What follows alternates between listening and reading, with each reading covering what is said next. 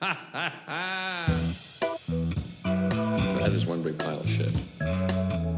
This could be it. We may be in some multiverse where I don't even exist. Don't knock rationalization. Where would we be without it? Yes, without the use. To take them out, take them down, do your stuff. Life finds a way.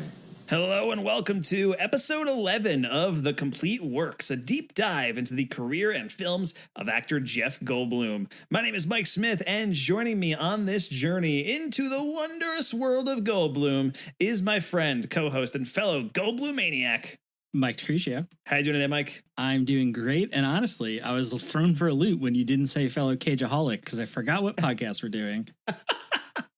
We've been doing this one for 11 episodes now. You could have, it's been roughly, we started this podcast in January, I think, right? So it's been about 5 months that we've been doing the Goldblum one.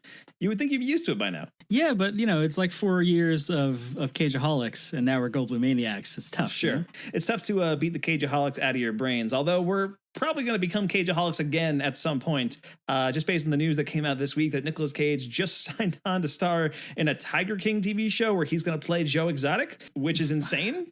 Wasn't there just a TV show with Joe Exotic? Like, why? Like, come on. The real Joe Exotic, the actual Tiger King documentary show. This is going to be like a scripted version of that documentary, I guess, which is also co-created by the guy who did American Vandal. So hopefully pretty cool. I think the idea of Nicolas Cage headlining a Tiger King TV show is kind of exciting to me, just because A, we're huge Nicolas Cage fans, B, there's going to be a pretty high profile project since everybody's kind of trying to jump on the Tiger King hype train. I'm just saying the Cage-assance, it's in full swing, baby. Still going. It's still going on. We got a Tiger King show and that weird thing that he's doing where he's going to play himself, and hopefully one day National Treasure 3. Throwing it That's out the there. end game. I feel that's got to be. National Treasure Endgame is where he's going to bring together all the disparate groups from the National Treasure cinematic universe. It's going to be Sean Bean, Harvey Keitel. Who was the bad guy in the second one? Who knows? Jon Voight? No. Jon Voight's his dad. Yeah, but isn't he bad? I don't remember. No, he works with them. The second one, they all think Nicolas Cage and his family is bad because they came from bad people. Or who was it? Oh, God damn it! Why can't I remember? Some who Jack played the bad guy? Motherfucker. It was somebody good. I feel like it was like somebody known in National Treasure 2. Gonna drive me insane.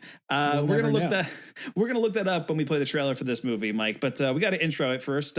Once in a generation, a film gets released that really captures the cultural zeitgeist in such a way that it becomes instantly iconic. And of course, I'm talking about National Treasure 2. This is a film that just about everybody knows decades after its release, even if not everybody has seen it, only because it was so pervasive at the time and elements of the movie still carry weight in pop culture today.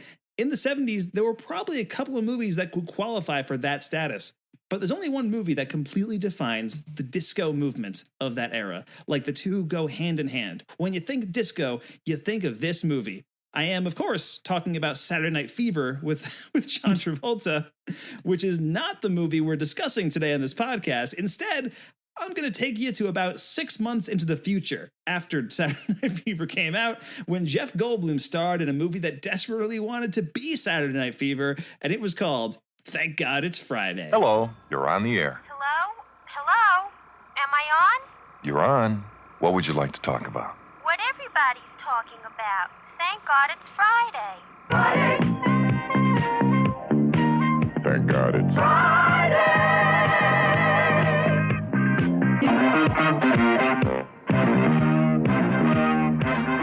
Thank God It's Friday, the movie that shows how truly splendid man can be when he's free and natural. Give me a dime, will you? We are out for action tonight. You're 34, and you're 37. Isn't that amazing? Something about that Idaho water. Thank God it's Friday. We'll go home. Since you're drunk, I'll take advantage of you. I'm afraid of what's happening here. I pay you to look like a monkey and run the elevator, not one or the other. Hey, baby, you want to dance? Losers! A simple no would have sufficed. I'm Marv Gomez. Gus? I'm Paracatu. Shirley? Didn't you come here looking for some action? Yeah. Still looking. I want you to get me out! Let's hear it for the feathers, Commodore! Well, you do have to try now, baby. Well, you do have to stop. All right, see that guy? He is a creep. How do I know? How do you know? Heavy polyester. You're all right. Sam, here goes. Will you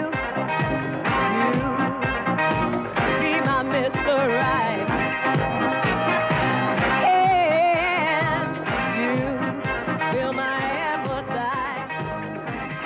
All right, that was the trailer for Thank God It's Friday. And by the way, we just looked up who the bad guy in National Treasure Book of Secrets was. It was Ed Harris. Throwing it out there. Ed Harris, how could we forget? That was the Rock reunion. Yes, that's right. Nicolas Cage, Ed Harris, back together again, back being each other's nemesis. Can't believe we forgot that Ed Harris was the bad guy in National Treasure 2. Shame on us. If you want to go listen to our podcast about it, that was many, many years ago, but you can go find it in the archives somewhere. So we should note at the top that in our last episode, which was when we reviewed Remember My Name, I mentioned that this, Thank God It's Friday, was Jeff Goldblum's first leading role. And I guess I was wrong about that. You definitely might have oversold how important Goldblum is in this movie. I think I did. I just assumed it because he got top billing on Wikipedia when I was looking up who was in the movie, and he plays the owner of the club. So I was like, oh, well, he must be the main character of the movie. Logic would dictate. Yes, but this is definitely an ensemble cast in the vein of American Graffiti or Dazed and Confused, a bunch of young people getting into misadventures and crazy situations over the course of one night. So he's really got a solid supporting role. And out of all the actual actors in this movie, I think he's definitely the one who went on to have the biggest career. Now, I'm saying actual actors because a couple of people here are not really actors. They are singers. This movie was a co-production between Columbia Pictures and Motown Productions, the film and television arm of Berry Gordy's Motown Records. And basically, for about 20 years, they would produce movies that would feature either the biggest stars in their label or the up-and-coming talent they wanted to promote. So probably their most famous production also came out in 1978, Sidney Lumet's adaptation of The Wiz, starring Diana Ross and Michael Jackson. Also a Motown movie, also came out around this time. So for the big music sensation of Thank God It's Friday, Motown Productions brought on Donna Summer, whose career had only broken through a few years earlier, and this movie would end up kicking off a string of huge hits for her over the next few years. And it is in fact the source of one of her most well-known songs, Last Dance. Now, Last Dance, huge hit pretty much immediately. It's a song that, people still know immediately today. It's a song that, everybody recognizes, I would assume. Mike, as soon as the song came out of the movie, I assumed you were like, hey, that's Last Dance. Yeah. There you go. That's the appropriate reaction is you going, hey, that's Last Dance. All right, that's there you go. Thing.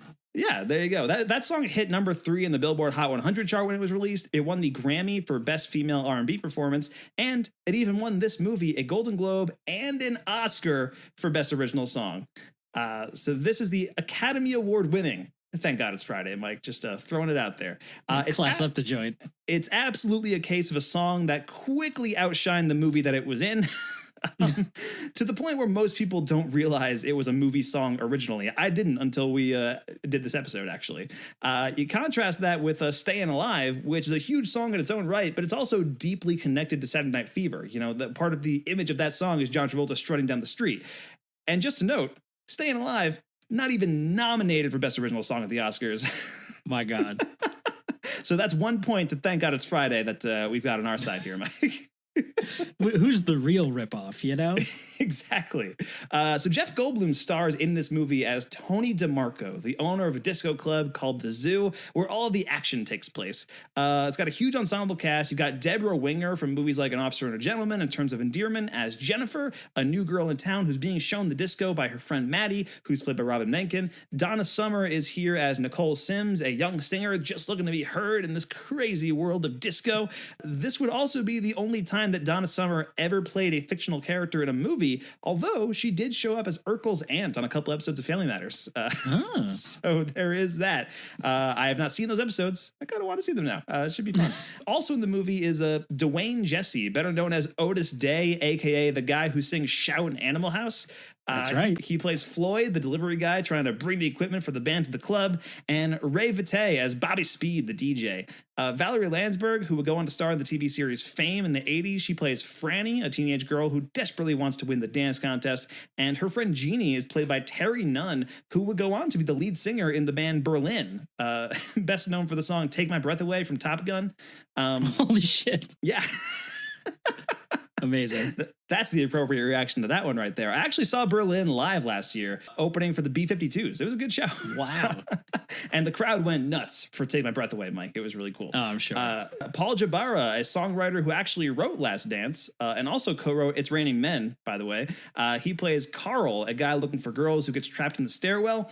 John Friedrich, known for movies like The Wanderers and a movie that we saw at the Hudson Horror Show, The Final Terror.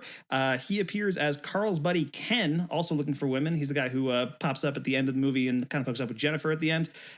So he's there. Maria Small from movies like One Flew Over the Cuckoo's Nest and Woody Allen's Sleeper. She plays Jackie, the hippie with a pink hair who seduces Dave, played by Mark Leno, who is the husband of Sue, the woman who Goldblum's character is trying to sleep with. She's played by Andrea Howard, best known for starring in The Nude Bomb, the Get Smart movie featuring the return of Don Adams as Maxwell Smart. And finally, Chick Venera plays Marv Gomez, a.k.a. the Leatherman. He's a guy who lives to dance, and Venera is best known for serving as a voice double for Joe Pesci in a lot of his movies, and also voiced Pesto in Animaniacs, which was a parody of Joe Pesci's character in Goodfellas. My God, layers upon layers. Exactly. Plus, the Commodores appear in this movie as themselves, which is a pretty cool cameo. They perform a couple of their biggest songs, like Too Hot to Try and Brick House, on the soundtrack. Now, thank God it's Friday. And by the way, that's when the Commodores still had Lionel Richie in the band, too. So he's in the movie. Oh, yeah, he's in there. He's in there. Now, thank God it's Friday has a couple of major names for producers, too. Lauren Schuler and Rob Cohen. Schuler produced a ton of movies along with her husband, Richard Donner, who was the director of Lethal Weapon and The Goonies and a lot of big stuff. And that includes most of the X-Men movies. She's a huge producer on those. And Rob Cohen moved into directing shortly after this, eventually pairing up with Vin Diesel for the two most important films in history, The Fast and the Furious and the original Triple X. Wow, changed cinema forever. Yeah, well, I mean, and those two movies came out like back to back. It was like 2001, 2002. So that's just like, man, what a combo right there. The movie was written by Armyan Bernstein, who also co-wrote Francis Ford Coppola's One from the Heart and would go on to be a prolific producer as well. He produced Air Force One with Harrison Ford, and it was directed by Robert Klane, who would go on to write movies like National Lampoon's European Vacation and the original Weekend at Bernie's before returning to the director's chair for the critically acclaimed classic Weekend at Bernie's 2. I believe these are the only two movies he directed, by the way, this movie and Weekend at Bernie's 2. So there is that on his resume as well. Thank God It's Friday was released on May 19th, 1978. And if you weren't seeing it, then you may have been seeing the other music movie, which was released just a day earlier, The Buddy Holly Story, which was a biopic starring Gary Busey as Buddy Holly. Which that was back when Gary Busey wasn't insane, so it might have been like I think I've heard pretty good things about the Buddy Holly story. I've not seen the movie, but from what I understand, it kind of became the template for music biopics going forward. Like every biopic since then has like owed a lot of its the way it's structured to this movie. Thank God It's Friday had a budget of about $2 million and managed to take in about $7 million. So certainly a modest success at the box office, though the money they raked in from record sales is probably where the real profits came in. They even released the soundtrack about 6 weeks in advance of the movie just to build up the hype for Thank God It's Friday. So the IMDb plot synopsis for Thank God It's Friday reads, a Friday in the life of the disco club The Zoo, where the staff and clients meet and dance their lives away. So Mike, we watched Thank God It's Friday on the Criterion channel about like the day before it expired. Yeah, we were on the clock. It had a couple hours left before it was gone. Exactly. So it was as part of the Criterion channels. They had a thing in April featuring like 70s fashion icons. It's also where we watched Annie Hall for this podcast as well. Yes. And Thank God It's Friday was on there, and it expired at the end of April. But it's an odd choice to be included on the Criterion channel, I think. Yeah. You know, like it feels like the kind of movie that could only be really included on there as part of a collection like that, like 70s fashion movies, I guess. Yeah. Just considering the other movies that are on Criterion channel, like Thank God It's Friday kind of sticks out as a weird one. But we got to watch it on the Criterion channel. It expired. So unfortunately it's not there to stream anymore, but you can rent it on Amazon and stuff like that. So Mike, overall, what were your thoughts on Thank God It's Friday? My overall thoughts was, man, if this movie was maybe 60 minutes long, if it was about a half hour shorter, this movie would have been a firecracker. But yeah, it needs the chopping wall cut for real to cross over jokes between podcasts. It's like a full, like, I think it's like 92 or 93 minutes or something like that.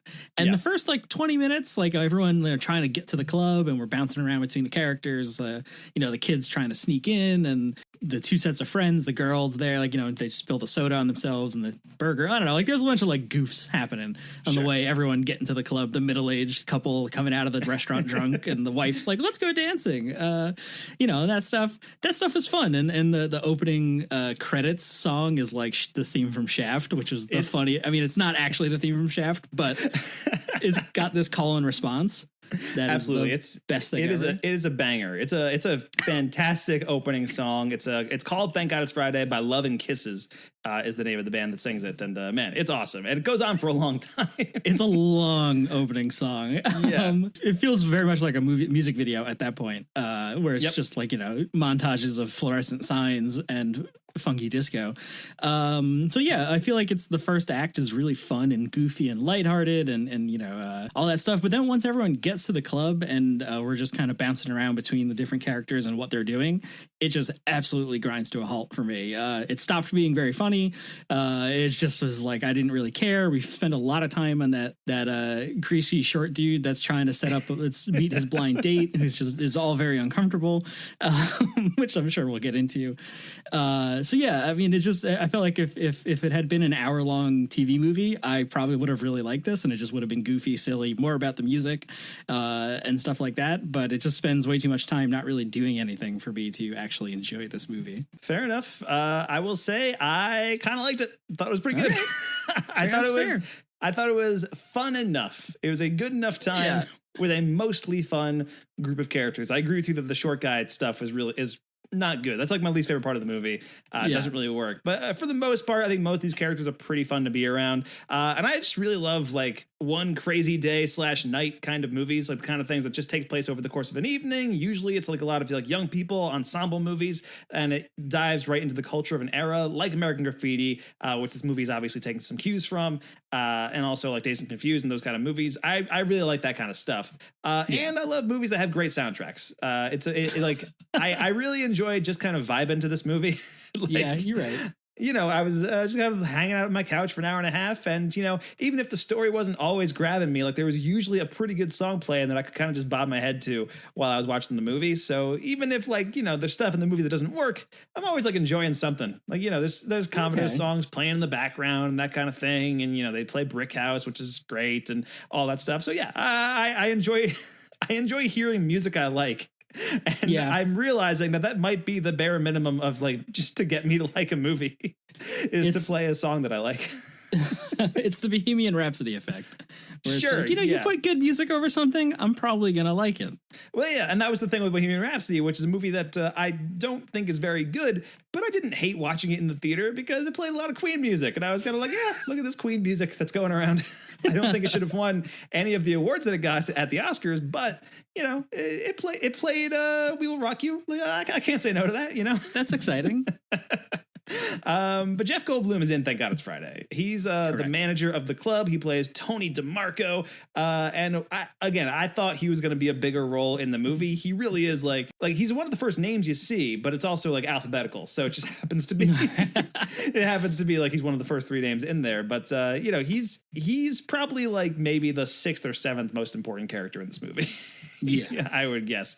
But what did you think of Jeff Goldblum in Thank God It's Friday, Mike? I mean, he's got a very fun bit associated with his character, even though he's not involved in it at all. He's got this beautiful Porsche that he is very particular about, and he puts the car wrap over it in the parking lot, and then it just continuously gets hit by cars in the parking lot, which was fun. That's a fun goof. But his character overall, I mean, he's fine. He's sleazy and gross, and it makes sense as like a 70s disco club owner guy that like has a jewelry store in his club, I guess, for some reason. I don't know. That was weird. And he's just trying to hook up with all these different girls. And that whole bit where he keeps walking. Whenever he walks through the club, he sees multiple girls that he's like, oh yeah, we're supposed to be on a date. And like, you know, there's one joke where like a girl's like, oh, I left my green sweater at your apartment. And he's like, oh yeah, I'll bring it back to you. And he meets the next girl and she's like, oh, it's my birthday. And he's like, oh, I just got you a lovely green sweater. That was my favorite. That was my favorite exchange in the movie. Actually, that was really yeah. I mean, he's fine. He's fun. He's fun as like this kind of gross, sleazy, smooth talking club owner guy, you know? Yeah, sure. I think he's good. It almost feels like he should have a bigger role, even though I'm trying to like almost like apologize for the fact that he doesn't have a bigger role in this movie because I said he did. But I feel like, you know, he's the owner of the club. I think he could have been like the connecting tissue for the entire movie where like, you know, people like interact with him throughout the night and like he, you know, like he moves over here and then he cuts to this person and that kind of thing. I think that could have been a device this movie uses and it doesn't really. He's just another character in the movie essentially. But I think he plays it pretty well. He's charming. He's sleazy. The buttons on his shirt are open all the way down to his stomach. Basically, which is, you know, fun to watch. And he spends most of his screen time trying to hook up with Susan, the married woman who's basically convinced her husband Dave to check out the disco for some excitement. Like you mentioned before, she and Dave like exit the restaurant like early in the movie and she's like, let's go to the disco. And he's like, no, I'm doing Woody Allen. Like, oh, okay. Yeah, he's the worst. I hated Dave so much. And, you know, Goldblum's trying to hook up with the married woman and that's not great, but like Dave sucks. And like at a certain point, I was like, I know Goldblum's only saying like nice things to her at the end to try to get her to come home with him. But like Dave sucks, man. Like really, I have no reason to root for Dave at any point in this movie, and I'm just like, hey, Goldblum is at least charismatic. She should go home with Goldblum.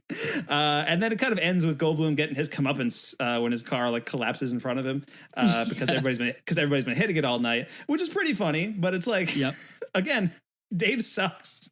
Like this should be Dave's car that's collapsing and not Goldblum's. Like I feel like the arc of this character should have been, wow, my husband sucks, and here's Goldblum who turns out to be a very sweet guy or something like that. Like there's, you know, I feel like something there where it's like maybe he like learns the error of his ways and he like realizes like, oh wow, I'm actually in love with Susan now, and you know he and Susan actually fall in love or something, and then he like it becomes a story about her like leaving this toxic marriage and her rejoining with Goldblum or whatever and finding a passion. And it's not that. Like Dave shows up at the end and he's like, I want you back. And she's like, okay. And like, that's all right. Basically it. So I feel like they gave the comeuppance to the wrong character in this movie. Like even like right before that, Dave is like high on coke and he like jumps on a guy Tarzan who's like jumping into the middle of the dance contest and he collapses on the floor and Susan's like, oh boy. Just pulling her collar. Like, oh boy. I mean, that whole relationship was just a mess. But I did like some of the stuff with Dave once he gets drugged, and that was pretty fun. There's some funny stuff in there, but just like as a person, as a human being, like fuck Dave, man. You're right. But yeah, so Goldblum, he is, I think he's solid in the movie, but how do you think this role fits into the roles that we've seen Jeff Goldblum play so far, Mike? I feel like it's a missed opportunity, like you said, to be that kind of like man on tricycle character again, like he was in Nashville, where he's kind of the connective thing where like we sort of follow him in and out of the different scenes. Yeah, man on motorcycle, I think you mean. You said tricycle. I did say tricycle, but the thing does have three wheels. I think it does have three wheels. Is it tricycle? Okay. When you say tricycle, I think of like an actual like child's tricycle. Yeah, I know. Which would have been great. I wish that was the case with Nashville, where Goldblum's like the same character, cowboy hat, leather jacket, and everything, but he's just like on a pink 5-year-old's tricycle or something. That'd be great. I would be all about that. I'm in. That sounds like some of the characters he would go on to play in like Wes Anderson movies, where like he's just happens to be on a tricycle for some reason. Yes, but yeah, I don't know. It doesn't have like any direct thing connection. I mean, he's sleazy and gross like he was when he was like street punk guys, right? But not quite that. He's a business owner like he was in Remember My Name. Look at that. Yeah, I was thinking that too. Yeah, I mean, he's the boss like he is in Remember My Name, and I guess California Split, although I'm not sure if he's the boss in that movie or just works there and wants to talk to, you know, George Segal, whatever. But I think he seems much more in his element as a business owner in this movie. than in those movies. Like he really like this is the kind of like business that I would expect Jeff Goldblum to own. In real life. Yes. In real life, yes, exactly. Like I wouldn't expect Jeff Goldblum to own like a retail store. I would expect him to own a disco. You know, he just strikes me as a disco guy. Also, I'm encouraging Jeff Goldblum to open a disco in real life, and that would be great. Once all the coronavirus stuff like starts to wind down, Jeff Goldblum needs to announce his disco, and that will be like the first big party of save the year or something. Exactly. But I think this feels closest to his role in Between the Lines. You know, just both as a continuation of the Jeff Goldblum persona that he like really kind of fully formed in that movie, and as a somewhat similar character too. They're both like, you know, lady killers who all the girls are after and that kind of thing. Like, you know, it's I think it's much more like that here than in Between the Lines, where he's just, you know, the cool older, you know, rock critic, and he's like teaching a class full of women, and he's like at the bar and he's talking to them and stuff like that. But in this movie, it's like very explicit. Like he's hooking up with like, you know, 18 different girls at this bar. All at the same night, and it's like, hey man, good for you, I guess. But I guess. But yeah, I think he's very solid in the movie. So what are the moments or scenes that stood out to you in Thank God It's Friday, Mike? Every Floyd scene was just the funniest thing ever. The Floyd scenes are absolutely the highlight of the movie for me. Yeah. Especially because it's Otis Day, which is hilarious. Yeah, and just how we keep cutting the whole running bit of I forget the DJ's name. Bobby Speed. Bobby Speed, yes, that he's being broadcast live on air, and he's promised the Commodores are going to perform, and they're not there yet, and then they show up and they don't have their instruments, and he just keeps like, you know, oh, this next tune goes out to my friend Floyd, who better make it on time, like all that stuff, and then we cut to the van with Floyd with all the instruments, and he just keeps getting pulled over, and he's got to perform to prove that he didn't steal the instruments and stuff. When it cut back to Floyd and he's playing like the saxophone in front of the cop just to like, like it's the best. It's great. All that stuff. Anything with Bobby Speed or Floyd, I was like all in. They're greats. I really like those. I also love the scene where Bobby Speed, like the guy at the other end of the radio, is like yelling at Bobby and like, "Where are the Commodores? You said they would be here," and he pretends to be all of the Commodores. He was like, "Oh man, what's going on? That Bobby Speed's a great DJ, haha," and like all that stuff. It's pretty good. But I think we really need to mention the fact that the Columbia logo dances at the beginning of the movie, Mike. Oh, that's right. That was, as soon as it happened, I was like, yes. Here we go. Like I was already in. As soon as that happened, I was like, all right, I'm gonna like this movie, and I did. But like it's, you know, it's the traditional Columbia logo. It's the woman with the torch and everything, and then like, you know, for a couple of seconds, like it turns into a cartoon and it starts like doing a little boogie, and it's great. And you know, the song "Thank God It's Friday" starts playing, and it rules, and it's, you know, a couple minutes, and it's just like that song. It's just so much fun. I really liked it. It's like that chorus of "Thank God It's Friday." And then you get the deep baritone voice going, "Oh yeah, it's Friday." Yeah. And that's it. That's the entire song for like 4 minutes. That's it. I remember seeing a tweet recently or a couple months ago or something that was, anytime a studio logo gets messed up in the beginning of a movie, you know shit's about to go down. Oh yes. I think they were talking about like It or Birds of Prey or something messed around with that. I forget exactly. I remember Spider-Verse messed around with that, and when they did that in Spider-Verse, I was like, oh, here we go. Because Spider-Verse, I think, does it almost better than like every other movie that's ever done it, where it's like, you know, 18 million different logos just all happen like at once kind of thing. Like it like statics out and it shows like different things. I think it's the Columbia logo again, actually, because it's a Sony thing. And so you have like, it turns into like a cowboy thing, and it's like all these different alt universe logos that pop up, where this is getting into like some really nerdy territory where we're like, I love it, dissecting the logos at the beginnings of movies. I also love when the Indiana Jones movies, every single one of those takes the Paramount logo and like transitions it into like the mountainside or whatever. That's always really cool. That's cool. Yes, exactly. Also, I was watching Lilo and Stitch recently, and the Disney logo kind of has like an alien thing going on inside. Oh it, which yeah, it's pretty neat. But all right, off of the logos. for a bit.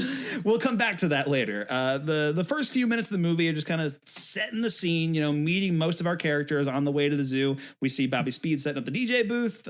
We see Jeannie and Franny on their way over to talk about how they want to win the dance contest so they can score Kiss tickets. That's like their whole goal in the movie. We see Susan and Dave leaving the restaurant, and we see Jennifer driving with her friend where she spills a drink on her and wipes it up with a hamburger. Yep. Which it's pretty funny. It's just good. That's good old fashioned humor right there. And then Goldblum drives up, and he's, you know, all confidence. I think he's checking himself out in the mirror, and he says like, "Gorgeous," and he like stands up. And then he covers his car up so that it doesn't get scratched. And as soon as he leaves, it gets hit twice. Yep, which is pretty good. Yeah, and then when she throws she uses the hamburger to sop up the soda and throws it out the window into the car of the other two guys. Yes.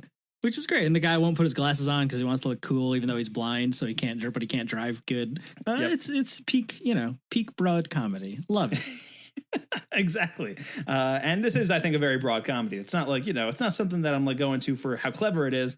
But, there's a lot of like over the top stuff and a lot of like there's some physical comedy going on in here. Actually, Debra Winger has a really great physical comedy bit as Jennifer, where she's making a mess at the bar. She's like spilling drinks and accidentally hitting people. And like every time she like goes to clean it up, like she hits something else. And it's good stuff. I laughed. I thought it was pretty good. Eat your heart out, Chevy Chase, Exactly. And it keeps happening. She keeps like somebody, a guy will try to pick her up and she's like, no, I'm not interested, whatever. And then she like, one of them, she moves over and like goes to lean against the table and the whole table flips over with everyone sitting at it. It's fun stuff, Yes, exactly. So Goldblum's like making his way around the club. He talks to a guy in the elevator about wearing a monkey costume. And he's like, I'm paying you to wear a monkey costume, not stand around in the elevator, or do both or whatever. Like, I don't know. It's a weird, and it just like adds to the like, oh, this is a very odd place that Goldblum has decided to open up and run. Yes. Like there's just a guy in a monkey costume, and everyone. I think what I like about this movie also is that there's a lot of like weird shit happening on like in the background. There's like Tarzan jumping down, and there's the guy in the monkey costume, and everyone's just kind of like, yeah, whatever. It's 1978, baby. Right, we don't but care. It felt like a very accurate reflection of like going to a club and being like, yeah, weird shit happening. All right, here we go. Sure. Of course there's an arcade in this club. Yes, exactly. Of course there's like a weird wine and cheese room that's the size of the dance floor on behind the club or whatever. It's very strange. But yeah, so Goldblum and Bobby Speed, they bet each other to see whether Goldblum can take Susan home. And Susan's already going crazy in Dave's view because she like unzips the front of her dress. Yeah. So there's like a little bit of cleavage showing, and Dave is like, "What are you doing? Whoa!" Like, Dave sucks, man. He's just Dave sucks. He's the worst. There's one point where they're ordering drinks, and the drinks come over, and they're like, "Oh, that'll be $5," and Dave is outraged. How dare! And he pulls out a calculator and starts like calculating the cost and stuff like that. Like, oh man, Dave sucks. That's the fuck Dave episode. This is the fuck Dave episode. This is the running theme of the podcast today. Is that Dave? Man, he sucks. So Goldblum shows up. He introduces himself, takes Susan to dance, and that's around the time Dave starts to get jealous, and then he ends up meeting up with the hippie girl, the pink-haired one, who he goes out to dance with her, and he's just trying to make Susan jealous, and it's a whole back and forth, and we cut away from them for a while, but then when we come back, Dave and the hippie girl are like, man, blah, blah, blah, blah, blah, I'm Dave, and like, it's been a few days since I've watched this, I don't remember the exact dialogue, but that's about the gist of it. And so Dave ends up like doing like coke or something with the hippie girl, like she ends up giving him like some drugs. She gives him some pills.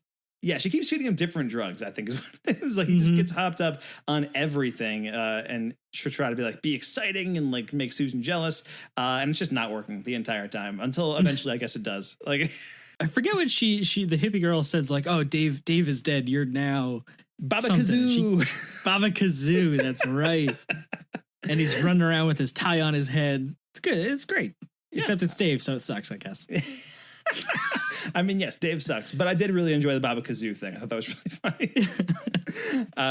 Yeah, and Bobby Speed, I think, again, my favorite character in the movie. I talked about the scene where he pretends to be all the Commodores. That's really great. Shirley and Gus, we should talk about them for a bit.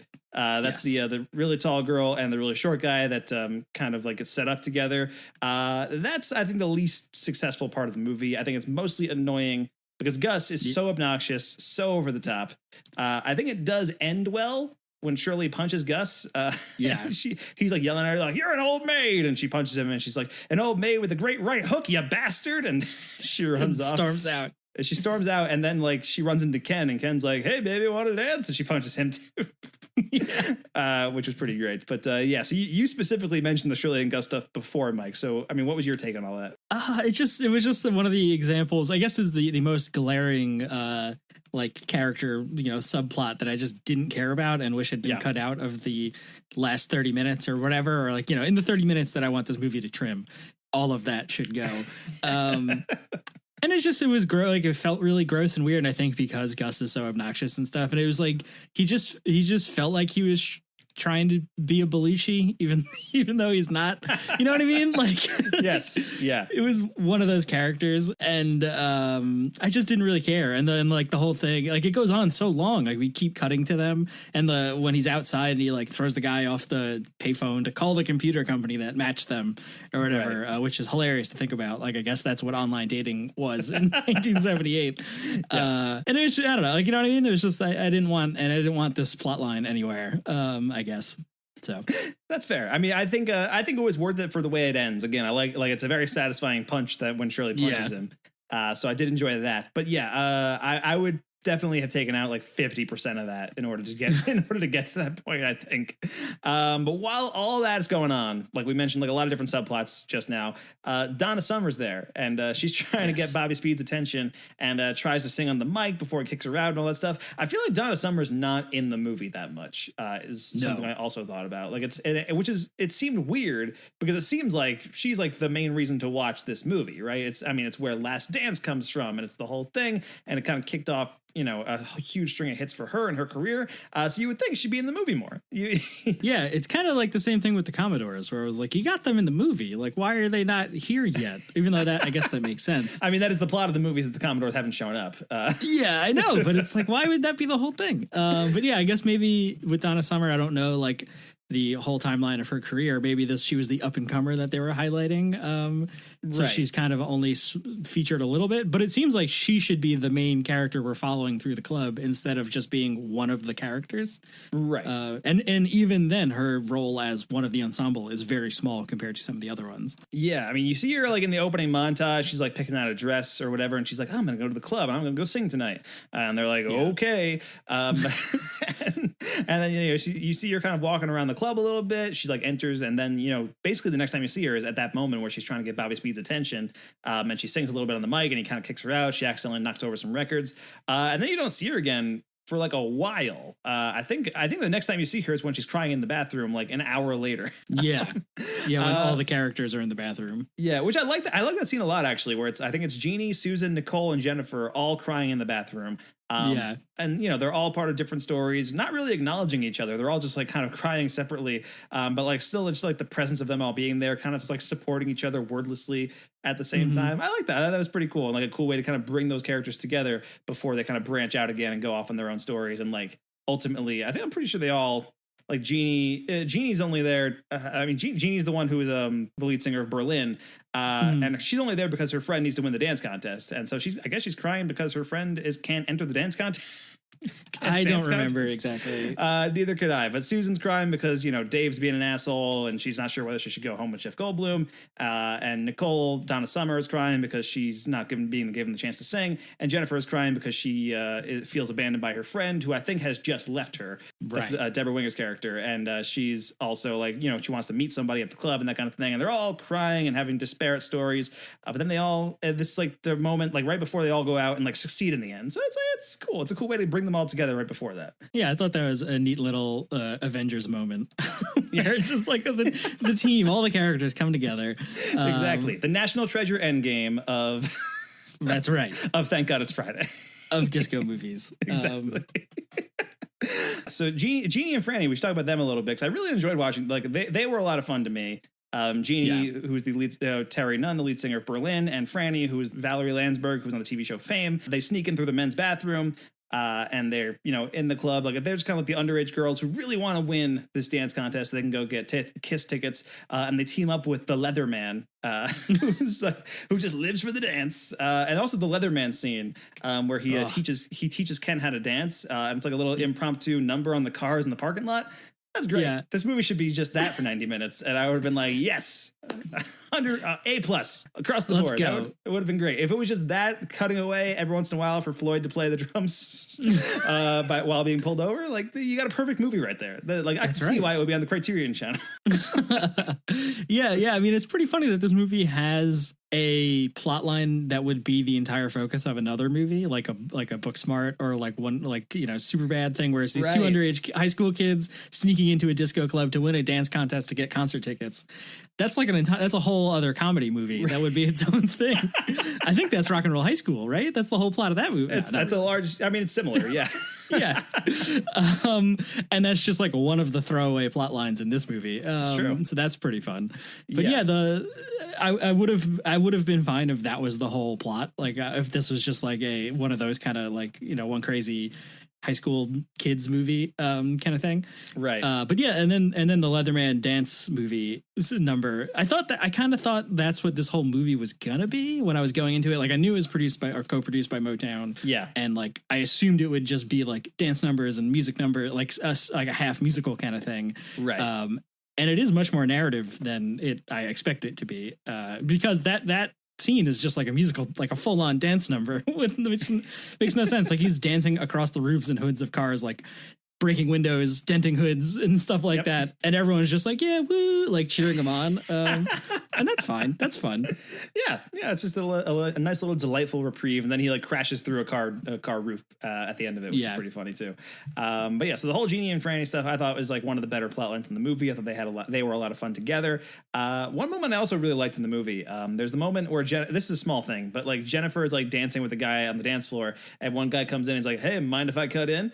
And she's like, oh yeah, sure. And then like he like kind of cuts in, but he's like actually dancing with the guy that she was dancing with. And she's like, oh, okay. And she like she feels like really embarrassed. But I think there's like a casual acknowledgement in this movie of the gay subcultures of 70s disco here. And it's never overt. It's not part of any of the main storylines. But it's there, and it's just like a part of the setting, and it never like demonizes it in any way. And I thought that was just kind of neat. It was kind of like there's, you know, the one thing where when Jeannie and Franny sneak into the men's bathroom, there's a guy in women's clothing, and he's like checking his makeup in the mirror, and everybody's just like, they're kind of fine with it. Like again, just kind of like it's just part of the culture there, which I think is kind of cool. Yeah, it's pretty interesting. There's like that one bit later on where that person, I think one of the I can't remember the two guys' names that like are trying to hook up with all the babes. I think one of them is Ken. And the other one is the guy who gets caught in the stairwell. Okay. So Ken walks up to that person and is like, oh, hey, like, you want to dance? And they turn around and it's that person from the men's room. And Ken is like, oh, okay, never mind, sorry. And like, it's not real. It's like goofy because he's embarrassed and it's not like a whole joke kind of thing. Right, exactly. Which is, it's I guess, refreshing for what this could have been. Like in California Split with that whole, I can't remember the characters' names, but there was that whole extended bit with the two prostitutes and the one person that wants to be their friend to go out on the night on the town or whatever. So yeah, look at that. Progressive bits almost, I guess. Yeah. So there you go. Yeah, so I did enjoy that aspect of the movie too. So basically, let's kind of fast forward to sort of the end of the movie. The equipment for the Commodores has still not arrived. And, you know, Bobby Speed's freaking out, doesn't know what he's going to do. There's people yelling at him on the radio, like, "Where you said the Commodores are going to be here." And then Donna Summer, she gets up and just kind of starts singing Let's Dance. And, you know, the music's still playing and nobody's really paying attention to her. But Bobby sees her and like he doesn't want to let her sing. But he eventually decides, OK, I got no choice. Lets her sing. And the entire crowd is like, whoa, is that Donna Summer? Oh, my God. It's pretty crazy. But yeah, then she goes into Last Dance and it's great. It's a banger. It's a lot of fun. Yeah. I like the whole thing where the guys on the radio are like, want this live performance and the Commodores aren't there yet, and Bobby Speed's like, fine, you want a live performance, like your funeral, whatever, and he like puts the record on that Nicole gave him and like covers his ears, which was very funny. And then she starts singing and it's Last Dance, and then music happens. Exactly. Music magic. Yeah, and you can tell the movie knows like this is their big song, like this is the showstopper right here, it's Last Dance. And you know, they play, like she sings it there and everybody's like really into it, and they play it again over the end credits of the movie and that kind of thing. You know, it's the big one for sure. But yeah, so Last Dance, everybody applauds, everybody's into it, and Nicole gets to sing, so she's happy. We get a scene where Goldblum is trying to talk to Susan, and women keep interrupting him, which is pretty funny. Like he's trying to like confess his feelings for her, and he's like, you know, oh, when this night started, I wanted to just sleep with you, but now I realize you're a great person and all that stuff. And you know, it's weird. The movie plays that very sincerely again. But it is one of those things where it's like, you can't really trust what Jeff Goldblum is saying, because again, the movie like gives him a comeuppance at the end. It makes him be like, oh, he's the asshole. His car broke down, you know, and Dave's the one she really belongs with. And it's like, again, it seems very confused as to what it's doing with the whole Goldblum, Susan, Dave triangle, right? Because it seems like it's setting Goldblum up to be the nice guy for her to run to.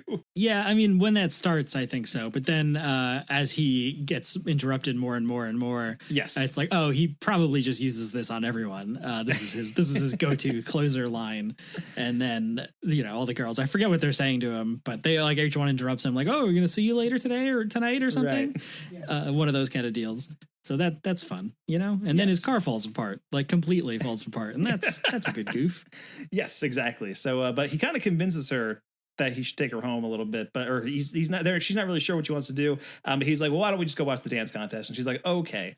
And so the dance contest starts, and the Commodores equipment finally arrives. The Commodores are there. They're playing Too Hot to Trot. It's great. You know, again, just a fun soundtrack this movie has. And that's when Dave jumps onto Tarzan as Tarzan swings down from the rafters. And that's when Susan just gets so embarrassed, and she and Goldblum just like, all right, let's go. And they leave, and then Franny ends up teaming up with Leatherman to win the dance contest. So she gets in the dance contest. They lock Leatherman's dance partner in the stairwell. and which I thought was very fun. Yeah, and she pairs up with Stairwell Guy. So like they're dancing at the end of the movie. This is the last time you see them. So that's pretty fun. And you know, they win the dance contest, and she and Jeannie and Leatherman, they're all like, hey, you know what? There's a dance contest downtown too. Let's go win that. And they leave the movie. And they go for another dance contest. Yeah, I was very nervous at first because they kind of, I think they sort of like dance around a little bit at the beginning, whether or not they're like, oh no, they do show them actually at high school, right before, like in the very beginning of the funky dance number opening credits. Sure, and they can't get into the club immediately too because they're underage. Yeah, they try to get like fake IDs. They say they're like 36 or something from Idaho or whatever, which was very funny. And they have they're trying to pay the cover fee and change from a mason jar. But then so like Leatherman's like, oh, like, hey babies, like, you know, it's like kind of like I was nervous. I was like, oh no, like please don't be gross. I don't want this to be weird. But then it ends up like, you know, his whole character just like he just lives to dance and that's all he cares about. And then it's like kind of very wholesome at the end when he's like, there's another dance contest, you know, at 1:00 we can make, and they're like, let's go. And it's like this whole party thing. So I was pleasantly surprised by what direction that could have taken and didn't. And they basically decide they don't want to go to the Kiss show anymore. They love disco now. That's like they just want to win dance contests. They just want to win dance contests. They are here to chew bubble gum and win dance contests. And they're all out of bubble gum. But yeah, so then, you know, they won the dance contest, and everybody's kind of dispersing. The club's closing for the night. Goldblum leads Susan to his car. Dave runs out, and, you know, he's doing his Dave thing. And he's like, blah, blah, blah, I'm Dave. And she's like, okay. And she leaves Goldblum, and his car falls apart. And that's the end of that, basically. Yeah, that's it. Yeah, it's a big old womp womp for Goldblum. And then Nicole shows up, Donna Summer. She dances with Bobby Speed at the end. And then the last ones on the dance floor are Jennifer and Ken, who like just met moments ago through like another physical comedy interaction where like one of them falls and, you know, all that stuff, shenanigans. And, you know, they're dancing on the dance floor. The movie ends. Last Dance plays again over the credits. And there you go. Thank God it's Friday. Yeah, this has one of the goofiest things that I enjoy sometimes, where it's just like the end credits are a highlight reel of the movie you just watched. Because it's like, like, you know, like, oh, the cast in order of appearance. And then it like will just show the character, like, you know, the name and the character, and just be like, remember? And then just show like 2 or 3 clips from the movie. Classic. Yeah, it's the Predator credits. It's what I think of.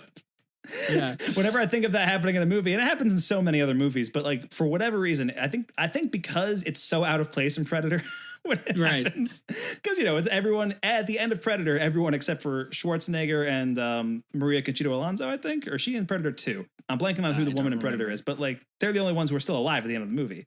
But then it has these like really upbeat credits where it shows all the characters and it's like, remember Carl Weathers and I remember Shane Black and all that stuff. It's pretty great. But yeah, so yeah, this movie has Predator credits, which is a little more fitting for this one here. And so yeah, it's a lot of fun. Just gonna get a highlight reel, which was helpful for me actually, just remembering the characters and the actors who were in the movie for doing this podcast. I was like, oh, that was Ken. Okay. Got it. We still don't know Stairwell Guy's name though. I completely blanked. A Stairwell Guy, I can look that up real quick because I wasn't too worried about it. Okay, fair enough. But I mentioned him when I was talking through. That's Paul Jabara, who was the guy who actually wrote Last Dance, is who I was talking about, and also co-wrote It's Raining Men. And he's Carl. Carl is that character's name. Got it. So there you go. Carl and Ken, the dream team, as they're known. Who could forget Carl and Ken? How could we? Thank God It's Friday. All right. Any other thoughts about this movie, Mike? Thank God It's Friday before we move on to Letterbox reviews? No, I'm actually very curious to know what other people think of this movie, though. All right, fair enough. Well, let's get into it. Here's some Letterbox reviews for Thank God It's Friday. A 2.5-star review right here from Craig J. Clark, which reads, a broad disco-themed comedy set at a jungle-themed disco called Zoo, owned by Jeff Goldblum, where all manner of misfits on the make gather on a Friday night to let loose, or in the case of this place's elevator operator, go ape.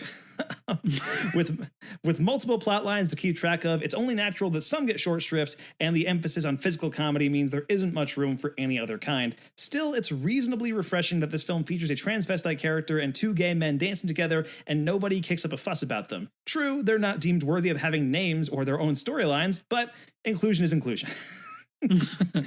Yeah, there's a win right there. It was the 70s. I guess so. Here's a 4.5-star review from Retro Hound, which reads, what the heck is this doing on the Criterion Channel? I don't know why I love this movie so much, but I do, and I'm glad it's there. Perhaps it's just one of those things where I saw it as a kid on TV and have loved it ever since. Also, I don't ask more of the movie than it can give. It is just a great hangout movie with some fun characters. Marv Gomez, the Leatherman, is my hero.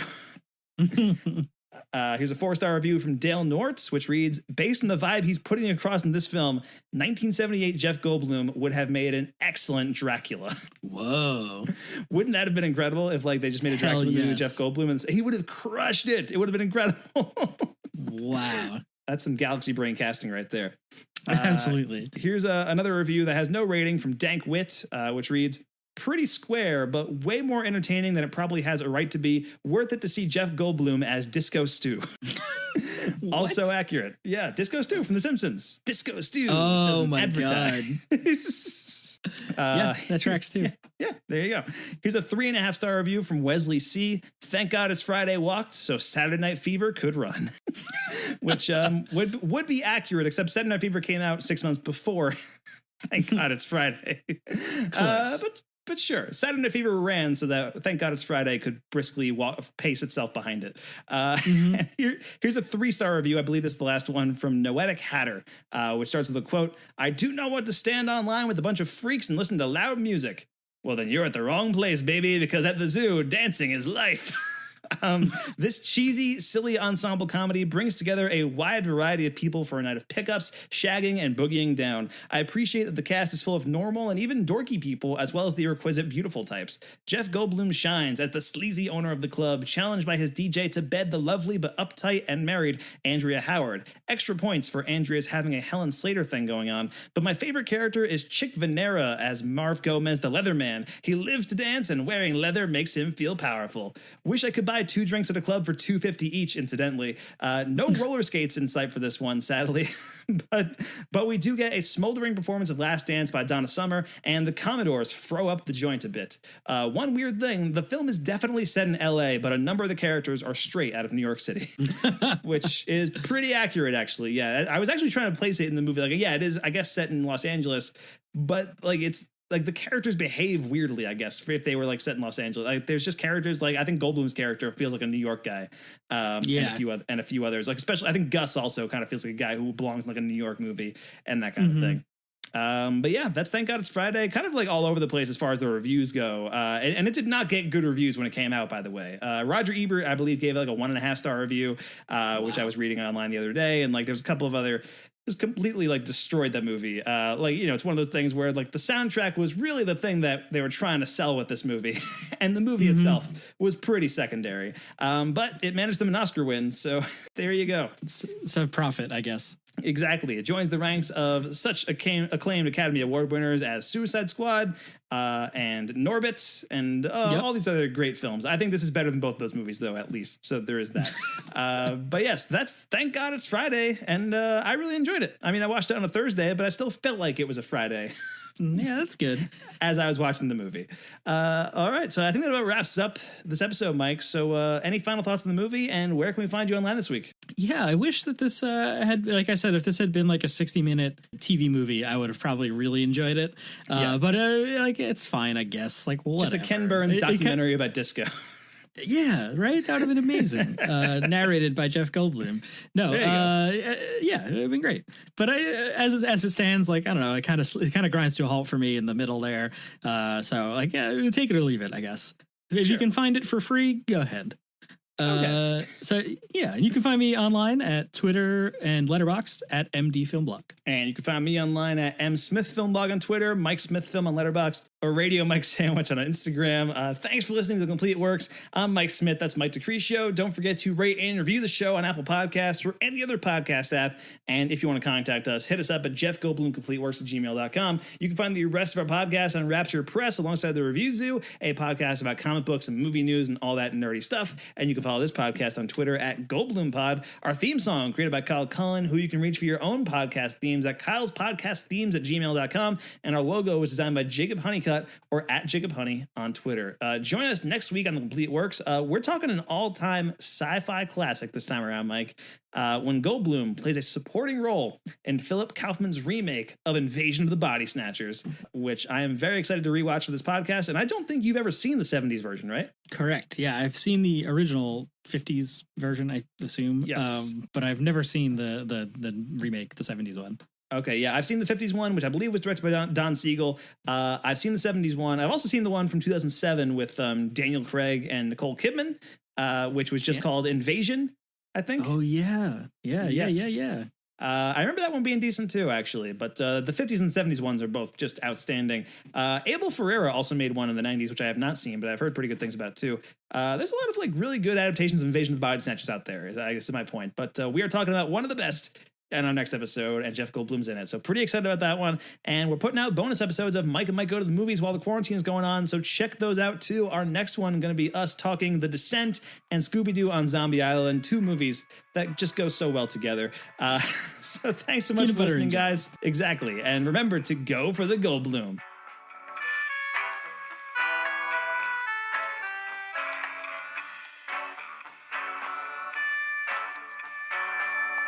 Three, 2, 1, sync. Okay, that was good. Crushed it. That one worked. Nailed it in one, as far as the people know. Yes, except for Kyle. Kyle will know. Except for Kyle. You're right. Kyle will know. And now the people know that it took you 3 takes. 3 takes to sync that up because you're unprofessional.